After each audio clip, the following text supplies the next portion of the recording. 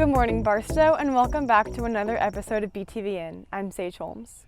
And I'm Jack Stonebarger. I hope everyone had a nice and relaxing weekend. Now, let's roll the intro.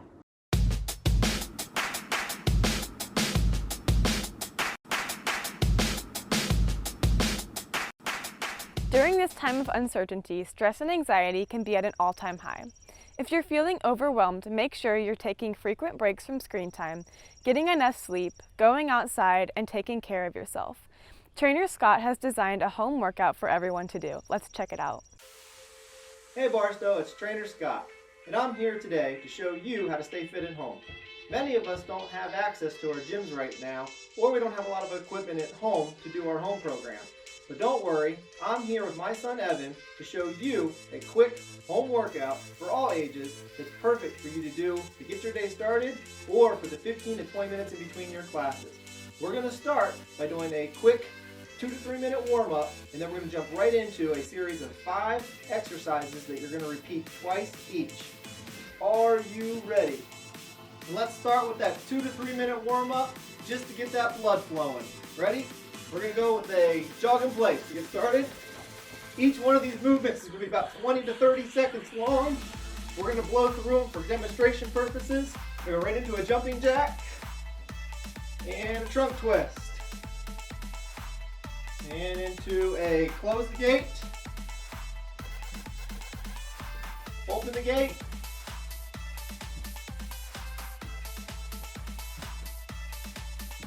and we're going to do a forward arm circle, a backwards arm circle. Like I said, 20 to 30 seconds of each. Take you about 2 to 3 minutes to get through. And we'll go right into an air squat. And that will be what we'll do each day for our 2 to 3 minute warm up. Now that we've completed our 2 to 3 minute warm up, let's jump into our 10 to 15 minutes of high intensity interval training workout. We're going to do 5 different movements. Each movement we're going to go through twice. We're going to start by demonstrating the first exercise, which is a burpee. You guys are going to do 10 burpees. We're going to do just a couple for demonstration.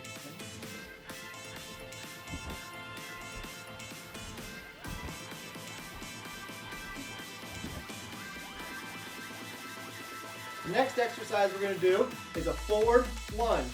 You guys are going to attempt 10 lunges on each side, alternating from right leg to left.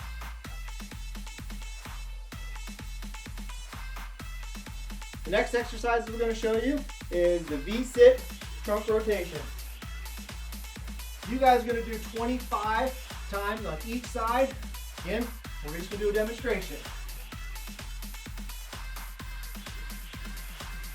Make sure your feet are off the ground and you're rotating your trunk. Okay, we're going to do 25 times on each. The next exercise we're going to demonstrate is a chair dip.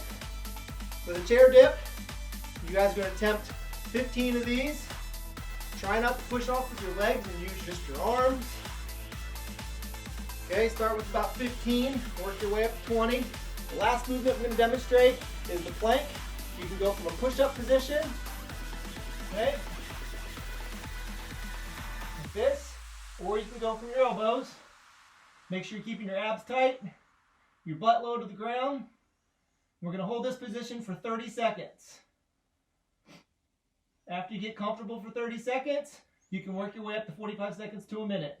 Thank you for joining us today, and stay tuned for the next episode of Stay-at-Home Exercises with Trainer Scott on BTVN. Speaking of sports, let's check out this piece by Lorelei highlighting the baseball team. What's up, Barstow? This is Barstow Baseball Staying Connected.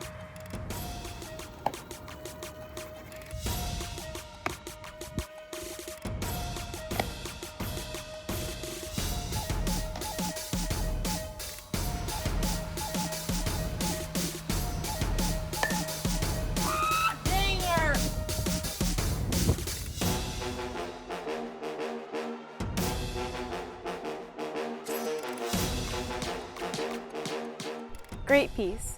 One preschooler has been keeping up with their class tradition of Cookie Fridays. The preschool and pre-K teachers have also been reading their students bedtime stories on Friday. Let's check out this piece highlighting the activity. Hi, boys and girls. It's almost ready for bedtime, and we have a special bedtime story for you tonight.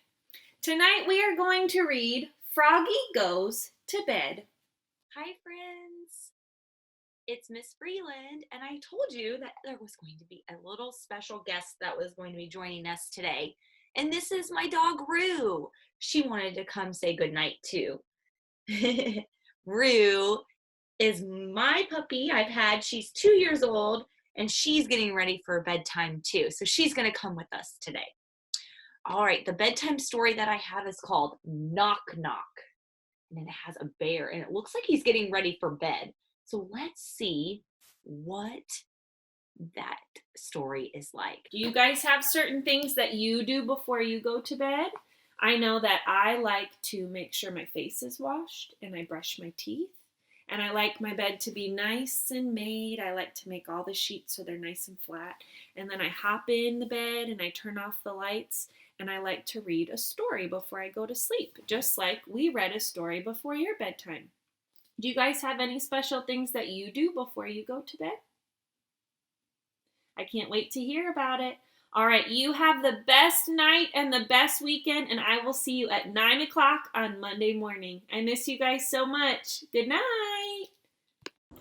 Man, can I get in on that bedtime story action? I could really use some of that, for sure. Anyway, Jack has brought us another one of his fabulous automobile-themed segments, so let's check it out. The following is a depiction of the advice detailed in the owner's manual for your 1965 Imperial. We begin with safe driving practices.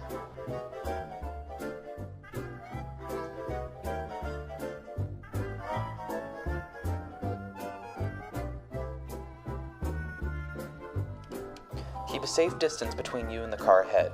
Allow at least a car length for every 10 miles per hour you are moving, 2 car lengths at 20 miles per hour, 3 car lengths at 30, etc. Be alert in passing.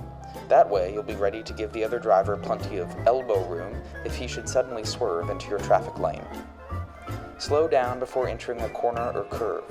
Once into the turn, accelerating slightly will give you better control. Avoid braking on a curve unless absolutely necessary. Dim your headlights for approaching cars, even if the other driver doesn't.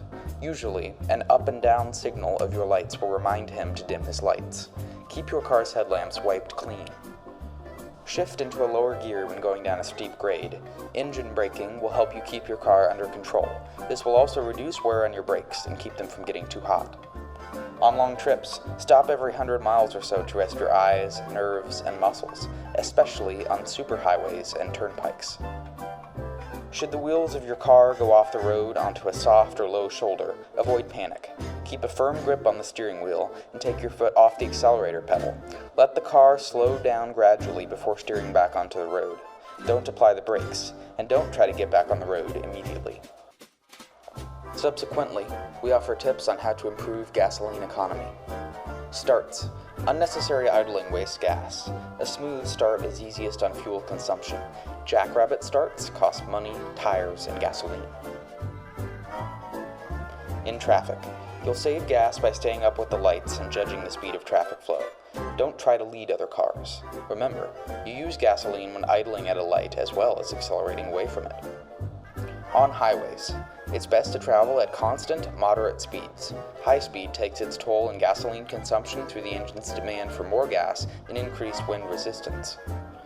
Heavy loads and unpaved roads. Heavy loads, such as trailers, require more power, therefore more gas. Driving on muddy or bumpy roads requires more gas due to wheel resistance. Stops. You'll save, too, if you avoid unnecessary or sudden stops. You can do this by approaching traffic lights at moderate speeds, even coasting when traffic permits, and by braking gently. Every time you stop, start, slow down, and accelerate unnecessarily, you consume gasoline. Above all, be courteous and alert wherever you drive. Obey all traffic regulations. Stay in your lane, signal for turns, pass only when the road ahead is clear, and slow down at night. Thanks, Jack. Mrs. Chanos is still available to talk over Zoom if anyone needs it. Now let's head over to Mr. Foster with an address to the school. Dear Barstow, greetings. I hope you're all safe and well and adjusting to the current situation as best you can. I know you must be worried about friends, families, and loved ones. And for those of us with families in other countries, or possibly family unable to return to the US, please know that you are in our thoughts and prayers. To our seniors, the class of 2020, I simply say, I'm sorry. I'm sorry that you are not enjoying the fourth quarter the way you imagined you would. I am sorry that you are missing events in April that mark the beginning of commencement. But as the class of 2020, you can be known as the class that led the Barstow School through one of the greatest challenges we have known. I encourage you to be the leaders to your peers. That is your legacy to the Barstow School. In the past 135 years, Barstow has survived world wars, pandemics such as the Spanish flu and polio, the Great Depression, and the 2008 economic crisis. COVID-19 will test our resolve, but it will never break our spirit or commitment to each other or to our community. I have been so very proud of you all as you have adapted to the online coursework. As one of the very few schools in the region offering synchronous classes, it is a tribute to your teachers, the staff, and of course you for making this work. While others have said what we are doing is impossible, nothing is impossible for innovators. And never forget that you and your school are acknowledged as one of the most innovative schools in the country. From preschool story time to AP Calculus, Barstow continues to do what we do best.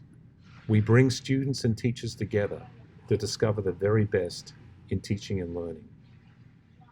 As we prepare for school to remain online until at least April 30th, please consider some of the following. If, like me, you find yourself looking for other things to do, consider finishing that hobby project, such as my model train project that I started 5 years ago. Or you could recommit yourself to your exercise plan. Or you could learn something new, such as teaching yourself to play the mandolin. Finally, while the days ahead may be filled with sad news, there will come a time that we will gather again at the Barstow School. Never forget that you are a Barstow student, and together we are the Barstow School. Best wishes to you all. Stay safe, Barstow. Real quick before we go, I'm sure you all remember Liddy's adorable segment showcasing Barstow's own beautiful dogs. Well, part 2 is coming, so once again, send your most adorable dog pics to Liddy. Nora is also looking for video submissions of the Barstow community staying active. Well, that's all we got. I'm Jack. And I'm Sage. Have a great week and stay healthy, Barstow.